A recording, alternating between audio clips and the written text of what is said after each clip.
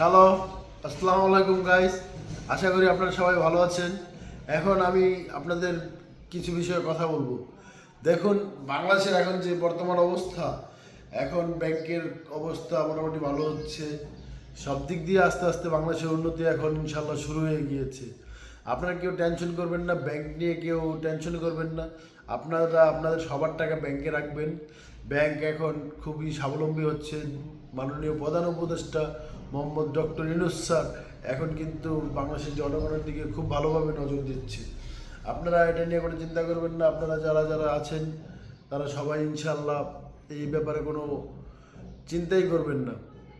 বাংলাদেশ আমাদের দেশ। আমরা যদি এখন ব্যাংকের আমানত তুলে নিই, আমরা যদি এখন সব টাকা তুলে নিই, তাহলে তো আমরা আমাদের নিজেদের দেশকে ক্ষতিগ্রস্ত করতেছি। আমরা যদি নিজেদের দেশকে ক্ষতিগ্রস্ত করি, তাহলে কিন্তু অন্য দেশ আমাদের দেশের দিকে তাকানোর একটা সুযোগ পাবে যে বাংলাদেশ দুর্বল। তাই আমরা যেভাবে আছি, আমরা সবাই আমাদের দেশের উন্নয়নের চিন্তা করব। আমরা আমাদের দেশের ভালো চিন্তা করব।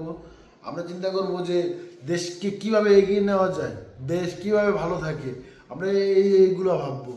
আমরা যদি সবাই মিলেমিশে একত্র হয়ে দেশের চিন্তা করি, দেশকে কিভাবে এগিয়ে নেওয়া যায় এই চিন্তা করি, মিলেমিশে সবাই থাকার চিন্তা করি, তাহলে কিন্তু আমাদের দেশের উন্নয়ন কেউ ঠেকাতে পারবে না।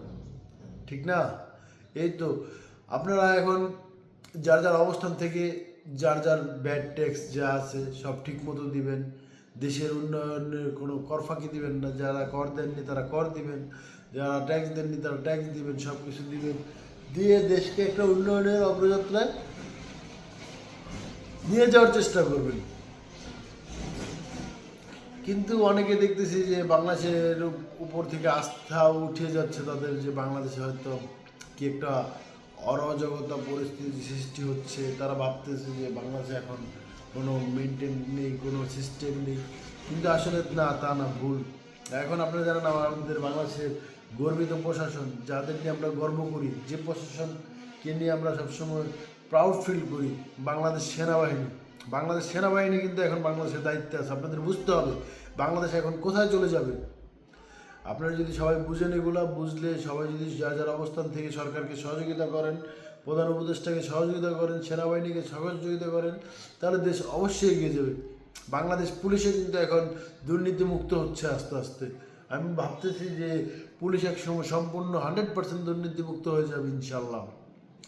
আর আপনারা যদি কোথাও দেখেন অপ্রীতিকর ঘটনা ঘটে, যে পুলিশ কোথাও দুর্নীতি করছে, ঘুষ খাচ্ছে, বা বাংলাদেশ সেনাবাহিনী কোথাও অপ্রীতিকর ঘটনা ঘটাচ্ছে, ঘুষ নেওয়ার চেষ্টা করছে, বা যে যে কোনো প্রশাসন সরকারের যে কোনো জায়গা থেকে যদি কেউ ঘুষ নেওয়ার চেষ্টা করে, দুর্নীতি করার চেষ্টা করে, তাহলে আপনারা এটা বাংলাদেশ সেনাবাহিনীকে এটা জানান, মাননীয় প্রধান উপদেষ্টাকে জানাবেন, এটা মিডিয়াকে জানাবেন।